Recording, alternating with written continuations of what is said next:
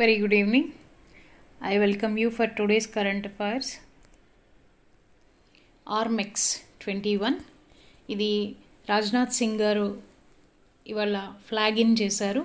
యాక్చువల్గా ఈ ఈవెంట్ ఎప్పుడు మొదలైంది అంటే మార్చి 10న మొదలైంది, జూలై 6 వరకు జరిగింది. ఇది ముఖ్యంగా ఇండియన్ ఆర్మీకి సంబంధించిన వాళ్ళు చేసేటటువంటి స్కీయింగ్ ఎక్స్పెడిషన్. అది కూడా హిమాలయాల్లో ఉన్నటువంటి పర్వత ప్రాంతాల్లో చేస్తారు వాళ్ళు ఈ స్కీయింగ్ అనేది. ఎక్కడ స్టార్ట్ అయింది అంటే లడఖ్లో ఉన్నటువంటి కరకోరం పాస్లో మార్చి 10న స్టార్ట్ అయింది. ఎక్కడ ముగిసింది అంటే ఉత్తరాఖండ్లో ఉన్నటువంటి మలారి అనే ప్రాంతంలో జూలై 6వ తేదీన ఈ ఈవెంట్ ముగిసింది. మొత్తం మీద వీళ్ళు 1660 కిలోమీటర్ల దూరాన్ని 119 రోజుల్లో స్కీయింగ్ ద్వారా ఈ ఆర్మీ సిబ్బంది కంప్లీట్ చేయడం జరిగింది. ఇది ఎందుకు అంటే వాళ్ళల్లో ఉన్నటువంటి అడ్వెంచర్ స్పోర్ట్ని వెలికి తీయడానికి, ఆ అడ్వెంచర్ యాక్టివిటీస్ని ఇన్కల్కేట్ చేయడం కోసమని ఈ ఈవెంట్ని ఉద్దేశించబడింది. ఏ ఏరియా అయితే వీళ్ళు స్కీయింగ్ చేశారో దాదాపుగా అది సముద్ర మట్టం నుంచి 5000 నుంచి 6000 అడుగుల ఎత్తులో ఉన్నటువంటి ప్రాంతంలో ఆర్మీ స్టాఫ్ ఈ ఈవెంట్ని పెర్ఫామ్ చేయడం జరిగింది. మొట్టమొదటి పథకము మనకి టోక్యో ఒలింపిక్స్ 2020లో అందించింది ఎవరు అంటే మీరాబాయి చాను. ఈమె సిల్వర్ మెడల్ సాధించారు. 49 కిలోల విభాగంలో 202 కిలోల బరువు ఎత్తి క్లీన్ అండ్ జర్క్ కేటగిరీలో she got the silver medal అన్నమాట. ఈమె సిల్వర్ మెడల్ గెలుచుకున్న తర్వాత దీనికి ముందు స్వర్ణం ఎవరు గెలుచుకున్నారు అంటే చైనాకు చెందినటువంటి జూయి హౌ అనే ఆమె గోల్డ్ మెడల్ గెలుచుకున్నారు. మీరాబాయి చాను వచ్చేసి సిల్వర్ మెడల్ గెలుచుకున్నారు. అండ్ థర్డ్ ప్లేస్లో వచ్చేసి విండీ క్యాంటికా ఏసా అనే ఈమె ఇండోనేషియాకి చెందినటువంటి మహిళ థర్డ్ ప్లేస్లో నిలవడం అనేది జరిగింది. మన ఇండియా నుంచి కరణం మల్లీశ్వరి తర్వాత ఒలింపిక్స్లో వెయిట్ లిఫ్టింగ్లో పథకం సాధించింది ఎవరు అంటే మీరాబాయి చాను. ఇండియాలోనే అతి పెద్ద వయసు ఉన్నటువంటి విద్యార్థిని ఆవిడ భగీరథి అమ్మ. ప్రస్తుతం చనిపోయారు ఆవిడ వయసు 107 సంవత్సరాలు. ఎందుకు అతి పెద్ద వయసున్న విద్యార్థిని అని మనం అంటున్నామంటే తన చిన్నతనంలో తన 3వ తరగతి చదువుతున్నప్పుడు 9 ఏళ్ల వయసులో చదువు మానేశారు. కానీ తన 105వ సంవత్సరం నుంచి కూడా ఆమె చదువుకోవడం మొదలుపెట్టి కంటిన్యూ చేస్తున్నారు. She belongs to Kollam district of Kerala. ఈమెకి నారీ శక్తి పురస్కార్తో కూడా సన్మానం చేయడం జరిగింది. ఎందుకంటే మహిళా సాధికారతని ప్రమోట్ చేసే దిశగా ఈవిడ ఆ ఏజ్లో చదువుకుంటున్నారు అని గుర్తించి నారీ శక్తి పురస్కార్ ఇవ్వడం జరిగింది. ఆవిడ పేరు భగీరథి అమ్మ. She hails from Kollam, Kerala. Max Bupa health insurance. ఈ మ్యాక్స్ భూపా హెల్త్ ఇన్సూరెన్స్ ఇక మీదట నీవా భూపా అని చెప్పి పిలువబడుతుంది. ఎందుకని అంటే మ్యాక్స్ భూపాకి ఏదైతే తన 51% స్టేక్ ఇందులో ఉందో దాన్ని అమ్మేశారు. ఎవరికి అమ్మారు అంటే ట్రూ నార్త్ అనేటటువంటి వేరొక సంస్థకి అమ్మడం జరిగింది. వర్త్ 510 కోట్ల విలువ చేసేటటువంటి షేర్ని నీవాకి అమ్మారు. 2019లో జరిగింది ఇది ట్రూ నార్త్కి. సో ఎప్పుడైతే ట్రూ నార్త్ షేర్ కొనుక్కుందో దాని పేరుని నీవా భూపాగా మార్చడం జరిగింది. వీళ్ళ టార్గెట్ ఏంటి అంటే 21-22 ఈ ఫైనాన్షియల్ ఇయర్లో 2500 కోట్ల కంపెనీగా ఎదగడము అనేదే నీవా భూపా కంపెనీ యొక్క target. Central board of direct taxes వారు ఈ రోజుని 161వ ఇన్కమ్ ట్యాక్స్ డే లేదా ఆయకార్ దివస్గా జరుపుకున్నారు. సో ప్రతి సంవత్సరం జూలై 24ని ఈ ఆయకార్ దివస్ లేదా డైరెక్ట్ ట్యాక్సెస్ డేగా జరుపుతారు. ఎందుకు అంటే మొట్టమొదటిసారిగా ఇండియాలో 1860లో అప్పుడు ఇన్కమ్ ట్యాక్స్ని ఇదే రోజున ఇంట్రొడ్యూస్ చేశారు. ఇంట్రొడ్యూస్ చేసిన వారు సర్ జేమ్స్ విల్సన్. ఎందుకు అప్పుడు 1860లోనే ఇన్కమ్ ట్యాక్స్ ఎందుకు ఇంపోజ్ చేయాల్సి వచ్చింది అంటే 1857లో జరిగినటువంటి వార్ ఏదైతే జరిగిందో ఆ వార్లో బ్రిటిష్ వారు నష్టపోయారు. ఆ జరిగిన ఆర్థిక నష్టాన్ని పూడ్చుకోవడం కోసమని 60లో వాళ్ళు ఇన్కమ్ ట్యాక్స్ని ఇంట్రొడ్యూస్ చేయడం జరిగింది. సో మొట్టమొదటిసారిగా జూలై 24 ఇన్కమ్ ట్యాక్స్ డేని మనం ఇప్పుడు ఆఫ్టర్ ది ఇండిపెండెన్స్ 2010లో జరుపుకున్నాం మనం. Central board of direct taxes chairman వచ్చి Jagannath Vidyadhar Mahapatra. Established in the year 1924. Headquartered at Delhi. IIT Kanpur launches technology innovation hub దేనికి అంటే సైబర్ సెక్యూరిటీకి, డ్రోన్స్కి సంబంధించిన సెక్యూరిటీకి సంబంధించినటువంటి టెక్నాలజీని డెవలప్ చేయడానికి వీళ్ళు ఇన్నోవేషన్ హబ్బులు ఏర్పాటు చేయడం జరిగింది. ఇవి యాంటీ డ్రోన్ టెక్నాలజీస్ అనమాట. మొత్తానికి 18 startups, 25 research and development investigators కలిసి ఈ ప్రోగ్రాంలో పార్టిసిపేట్ చేస్తున్నారు. ఐఐటి కాన్పూర్ ఈ C3I హబ్ అనేది దేని మీద ఫోకస్ చేస్తుంది అంటే cyber space including critical infrastructure. వీళ్ళు సైబర్ స్పేస్ మీద, క్రిటికల్ ఇన్ఫ్రాస్ట్రక్చర్ మీద కూడా ఫోకస్ చేస్తారు ఈ ఇన్నోవేషన్ హబ్స్ అనేవాళ్ళు. ముఖ్యంగా ఈ ఐఐటీల్లో ఏర్పాటు చేస్తున్నటువంటి స్టార్టప్స్ కానీ, ఈ రీసెర్చ్ అండ్ డెవలప్మెంట్ ఇవన్నీ కూడా దేనికి అంటే under make in India promotion కోసమని ఇవన్నీ కూడా ఎస్టాబ్లిష్ చేయడం జరుగుతోంది. పక్క దేశాల నుంచి, ముఖ్యంగా చైనా నుంచి మనకు ఉన్నటువంటి థ్రెట్ని ఎదుర్కోవడం కోసం అని చెప్పి మనం సైబర్ సొల్యూషన్స్ని డెవలప్ చేస్తున్నాం. ఒలింపిక్స్లో మనకి స్పాన్సర్ చేస్తున్నటువంటి ముఖ్యమైన పార్ట్నర్ ఎవరు అంటే అదానీ గ్రూప్. ఎందుకు ఇప్పుడు సడన్గా అదానీ గ్రూప్ని మన ఒలింపిక్స్కి స్పాన్సరర్గా ఎంచుకున్నాము అనేది చూద్దాం.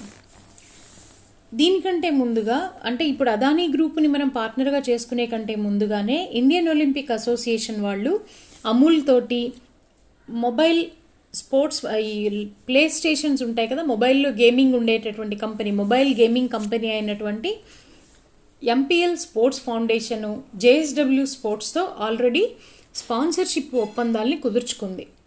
ఎందుకు మనం కుదుర్చుకున్నాము అంటే భారతదేశం నుంచి ఎవరైతే ఒలింపిక్స్లో రిప్రజెంట్ చేస్తారో ఆ ప్లేయర్స్కి కిట్స్ చైనాకి చెందినటువంటి స్పోర్ట్స్ బ్రాండ్ లీనింగ్ వాళ్ళు స్పాన్సర్ చేస్తామని వచ్చారు ముందుకి. సో ఆల్రెడీ మనము చైనా నుంచి కొంత ఎవర్షన్తో ఉన్నాము, థ్రెట్ ఫేస్ చేస్తున్నాం కాబట్టి గ్లోబల్ సినారియోలో మనకి చైనా నుంచి ఆ స్పాన్సర్షిప్ వద్దు అని అనుకున్నాం కాబట్టి, ఆ లీనింగ్ వాళ్ళు ఇచ్చే కిట్ వద్దనుకున్నాం కాబట్టి మనము మన దగ్గర ఉన్నటువంటి వాళ్ళతోటి స్పాన్సర్షిప్ అగ్రిమెంట్స్ చేసుకోవడం జరిగింది. మన వాళ్ళు వేసుకునేటటువంటి డ్రెస్సెస్ అన్నీ కూడా అన్బ్రాండెడ్ అపారల్లే ఉంటాయి ఇప్పుడు జరిగేటటువంటి ఒలింపిక్స్లో. సో ఈ ఇష్యూని మనకు చెప్పింది ఎవరు అంటే Indian Olympic Association secretary general Rajiv Mehta. Indian Olympic Association president వచ్చి నారాయణ రామచంద్రన్. ఇది 1927లో ఎస్టాబ్లిష్ చేయడం జరిగింది. భారతదేశం నుంచి బంగ్లాదేశ్కి లిక్విడ్ ఆక్సిజన్ని పంపిస్తున్నాము ట్రైన్స్ ద్వారా. అంటే ఇప్పటి వరకు కూడా ట్రైన్స్ ద్వారా లిక్విడ్ మెడికల్ ఆక్సిజన్ ట్రాన్స్పోర్టేషన్ అనేది కేవలం మన దేశంలో ఉన్నటువంటి రాష్ట్రాలకి పంపిణీ చేశాం, కానీ సరిహద్దు దాటి వేరొక దేశానికి పంపడం అనేది మొట్టమొదటిసారిది. So Indian railways oxygen express అంటారు దీన్ని. ఇది దాదాపుగా 200 మెట్రిక్ టన్నుల లిక్విడ్ మెడికల్ ఆక్సిజన్ని 10 కంటైనర్స్లో బంగ్లాదేశ్కి పంపడం జరిగింది మనం. ఇది ఆక్సిజన్ ఎక్స్ప్రెస్ ద్వారా పంపిస్తున్నారు. అసలు ఆక్సిజన్ ఎక్స్ప్రెస్ అనేది ఎప్పుడు స్టార్ట్ అయింది మనకి అంటే 2021 ఏప్రిల్ 24వ తేదీన, అంటే సెకండ్ వేవ్ ఆన్సెట్ అయిన తర్వాత రైల్వేస్ వాళ్ళు ఈ రకంగా ఆక్సిజన్ ఎక్స్ప్రెస్ని స్టార్ట్ చేసి అవసరం ఉన్న రాష్ట్రాలకి ఆక్సిజన్ అందుబాటులోకి తీసుకొచ్చారు. దాదాపుగా 35,000 మెట్రిక్ టన్నుల ఆక్సిజన్ని 15 రాష్ట్రాలకి ట్రాన్స్పోర్ట్ చేసింది ఇండియన్ రైల్వేస్. ఎన్నున్నాయి మనకి ఇప్పటివరకు అలాంటివి అంటే 480 ఆక్సిజన్ ఎక్స్ప్రెస్లు పనిచేస్తూ ఉన్నాయి ఇప్పటికీ. ఇండియన్ నేవల్ షిప్ ఐరావత్ ఎక్కడికి చేరుకుంది అంటే ఇండోనేషియా రాజధాని జకార్తాకి చేరుకుంది ఈరోజు. దానికి అంత ఇంపార్టెన్స్ ఏంటి అంటే ఈ పోర్ట్ ఏదైతే ఇక్కడ ల్యాండ్ అయిందో జకార్తాలో, ఈ ఐరావత్ అనే షిప్ ద్వారా మనం COVID-19 రిలీఫ్ మెటీరియల్ మనం వాళ్ళకి పంపించడం జరిగింది. ఆ రిలీఫ్ మెటీరియల్లో భాగంగా ఏంటి అంటే 100 మెట్రిక్ టన్స్ ఆఫ్ లిక్విడ్ ఆక్సిజన్ని పంపించాము. అది క్రయోజెనిక్ కంటైనర్స్, అంటే అతి తక్కువ టెంపరేచర్ దగ్గర స్టోర్ చేసేదాన్ని క్రయోజెనిక్ అని అంటాం మనం. So liquid ఆక్సిజన్ని పంపించాము. 300 కాన్సన్ట్రేటర్స్ని కూడా ఇండోనేషియాకి పంపించాము, కోవిడ్ ఫైట్ చేయడానికి ఉపయోగపడేటటువంటి మెటీరియల్. అయితే ఈ INS ఐరావత్ అనేది ఏంటి అంటే it is a large ship which is a landing ship tank. Primary role ఏంటి అంటే ఇది యాంఫీబియస్ ఆపరేషన్స్, అంటే on water and on earth ఇలాంటి ఆపరేషన్స్ చేయడానికి ఉపయోగపడుతుంది. మల్టిపుల్ ట్యాంక్స్ని అది క్యారీ చేయగలుగుతుంది. మిలిటరీ కార్గోని కూడా టేకప్ చేయగలుగుతుంది. That is the speciality of INS Airavat. Fleet award ceremony 2021. ఈ ఫ్లీట్ అవార్డు సెరిమనీ ఎక్కడ జరిగింది అంటే వెస్ట్రన్ ఫ్లీట్ కమాండ్లో జరిగింది. ఇండియాలో 3 ఉన్నాయి. Western fleet head quartered and Mumbai, and eastern వచ్చి విశాఖపట్నం, అండ్ సదరన్ వచ్చి కొచ్చి. సో ఇప్పుడు జరిగేటటువంటి ఈ ఫ్లీట్ అవార్డు సెరిమనీ జరిగింది ఎక్కడ అంటే western fleet head quartered at Mumbai. Event జరిగింది, నిన్న జరిగింది. ఈ ఈవెంట్లో ముఖ్యంగా 20 ట్రోఫీలు ఇవ్వడం జరిగింది. ఐఎన్ఎస్ కోల్కతా అనే షిప్కి best ship among the capital ships. అలాగే ఐఎన్ఎస్ తర్కష్ దీనికి ఇచ్చింది మోస్ట్ స్పిరిటెడ్ షిప్ అనేటటువంటి అవార్డుని ఇవ్వడం జరిగింది.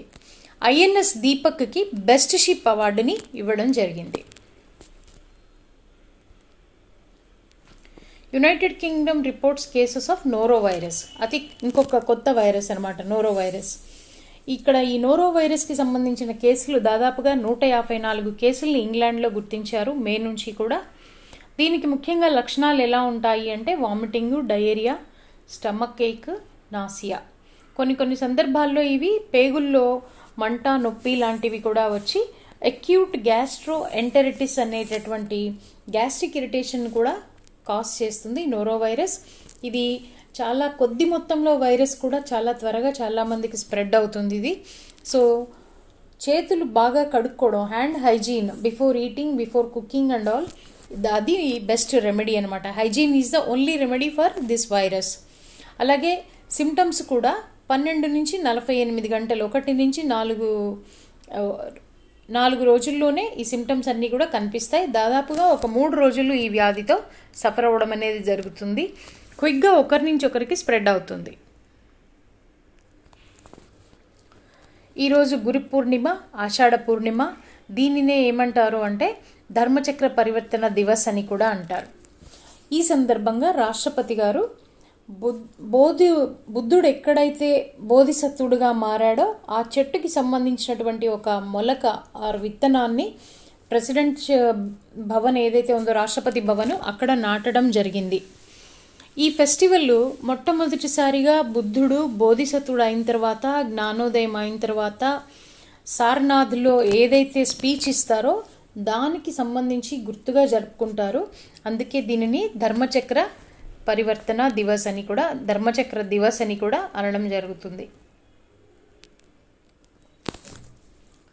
So who is the women football player of the year award? ఇది ఎవరిచ్చారు అంటే ఆల్ ఇండియా ఫుట్బాల్ ఫెడరేషన్ వాళ్ళు ఇచ్చారు. గ్యాంగం బాలాదేవి అనేటటువంటి lady, she is selected as women's footballer of the year 2020-21. ప్రస్తుతం ఈవిడ ఏ జట్టుకు ఆడుతున్నారు అంటే స్కాట్లాండ్కి చెందినటువంటి రేంజర్స్ విమెన్స్ ఫుట్బాల్ క్లబ్కి ఆడుతున్నారు. మనందరికీ డౌట్ వస్తుంది, ఇండియన్ విమెన్ ప్లేయర్ అయ్యుండి స్కాట్లాండ్కి ఆడడం ఏంటి అని. అయితే ఆవిడ మొట్టమొదటి Indian cricketer to sign a professional contract with an overseas club in Europe. India నుంచి మొట్టమొదటిసారిగా యూరోప్లో ఉన్నటువంటి ఒక క్లబ్కి ప్రొఫెషనల్ కాంట్రాక్ట్ తీసుకున్నటువంటి మొట్టమొదటి ఇండియన్ మహిళా ఫుట్బాలర్ ఆవిడ. మణిపూర్ అండర్-19 టీంలో కూడా ఈమె ఆడారు. అలాగే under nineteen women's championship in Assam 2002లో కూడా ఈవిడ పార్టిసిపేట్ చేయడమే కాదు, she was declared best player అనమాట. మణిపూర్ సీనియర్ టీమ్ని కూడా she represented. Hope today's video is useful. Thank you for watching.